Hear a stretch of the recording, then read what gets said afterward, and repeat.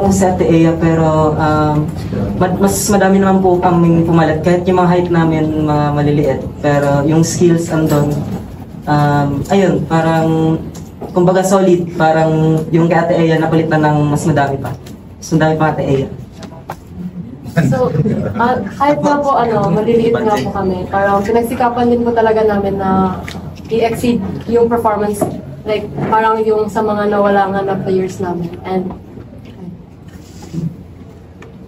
siguro po, naging motivation po namin sa TEA na ganito po yung laro namin and sana po consistent pa po yung igagalaw namin sa upcoming games. andun pa din sila kahit nga po parang rebuilding team nga kami and nakaka-motivate din makita sila on our first game na andun pa din to support kahit na big team yung kalaban namin sa una. For me din po, super grateful ako sa UST community kasi andyan lang sila to support us palagi and ready mag-cheer for us. And I hope na hanggang dulo, andyan sila, manalo-matalo. Sana andun pa rin yung supportan nila. Kahit wala na sila, Ate Ea, ayun, super thankful ako na hanggang ngayon, all out pa rin yung support nila for us.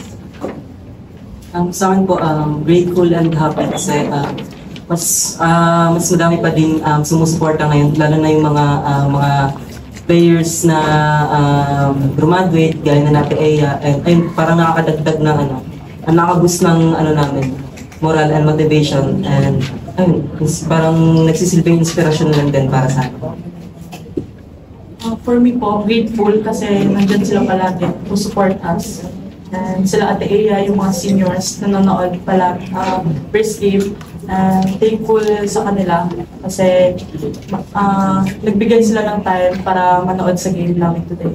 And sana yung UST community is patuloy lang mag-support sa amin kasi ibibigay namin yung best namin para manalo para sa university.